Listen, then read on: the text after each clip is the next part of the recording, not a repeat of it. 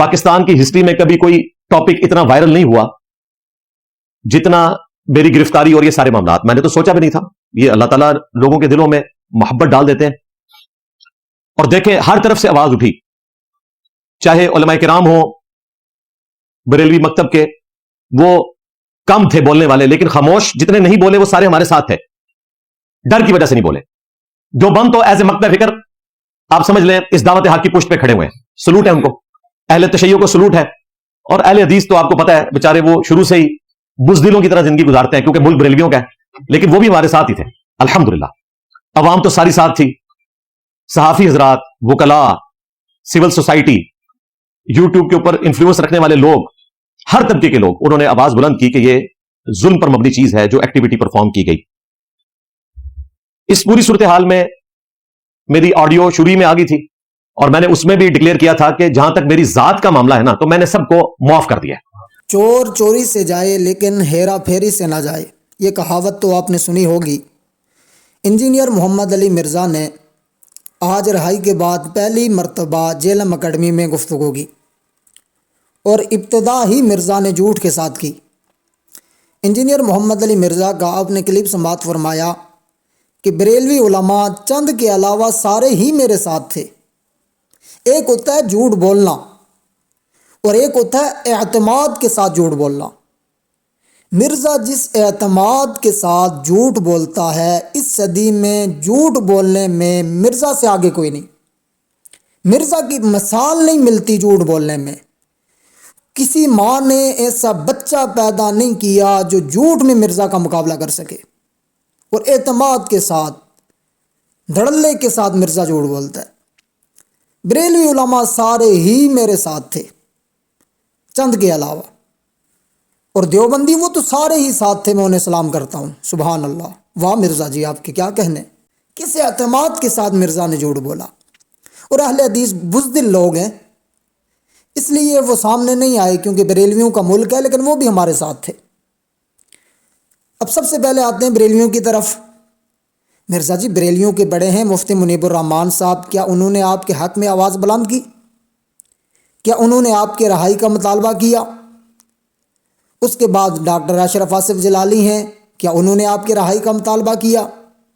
مفتی حنیف قریشی ہیں, کیا انہوں نے آپ کے رہائی کا مطالبہ کیا؟ مولانا الیاس اطاری ہیں, کیا انہوں نے آپ کے رہائی کا مطالبہ کیا؟ مولانا ثاقب رضا مصطفی ہیں, کیا انہوں نے آپ کے رہائی کا مطالبہ کیا؟ کون سے بریلوی علماء مرزا جی آپ کے ساتھ تھے؟ ذرا نام تو بتائیے, وہ کون تھے جو آپ کے ساتھ تھے؟ اچھا جی دیوبندی تو سارے ہی ساتھ تھے, میں انہیں سلوٹ کرتا ہوں. کیا کہنے مرزا جی کے. اب دیوبند کے جو بڑے ہیں مفتی تقی عثمانی صاحب شیخ الاسلام, کیا انہوں نے آپ کے رہائی کا مطالبہ کیا؟ یقیناً نہیں کیا.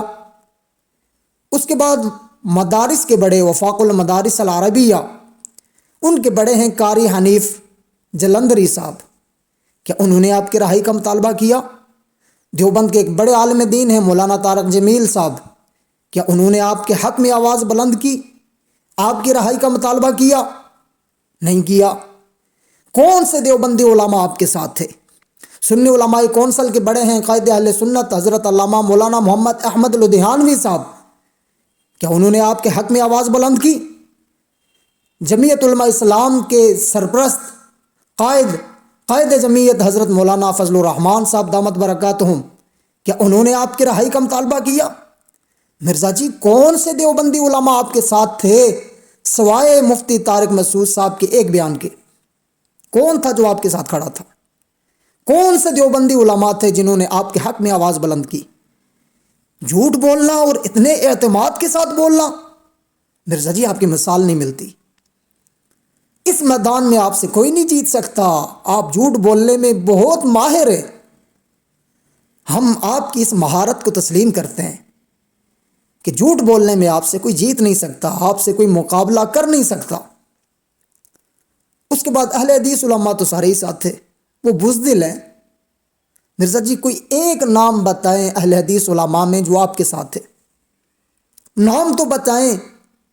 جہلم اکیڈمی میں انجینئر محمد علی مرزا کی رہائی کے بعد یہ پہلی گفتگو تھی جس کا آغاز انجینئر محمد علی مرزا نے جھوٹ کے ساتھ کیا, اور اگر یہ جھوٹ نہیں ہے تو مرزا نام لیں کون سے دیوبندی علماء مرزا کے ساتھ کھڑے تھے، نام بتائیں۔ ہاں جہاں تک بات رہی اہل تشیع کی تو وہ تو مرزا کے ساتھ تھے، اس میں تو کوئی شک نہیں ہے، کیونکہ مرزا جن لوگوں کا مقدمہ لڑ رہا ہے، مرزا جن لوگوں کا ترجمان بنا ہوا ہے، وہ لوگ تو ساتھ تھے۔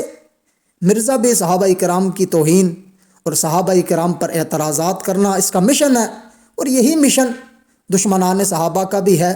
وہ لوگ اس کے حق میں بولے ہیں، باقی اہل حق علماء میں سے کوئی ایک عالم بھی سوائے مفتی طارق مسعود صاحب کے، ان کی ایک رائے تھی، اس کے علاوہ کوئی بھی مرزا کے حق میں کھڑا نہیں ہوا۔ یہ مرزا نے جھوٹ سے اپنی گفتگو کا آغاز کیا۔ اللہ پاک سے دعا ہے کہ اللہ پاک اس جھوٹے سے امت مسلمہ کی حفاظت فرمائے۔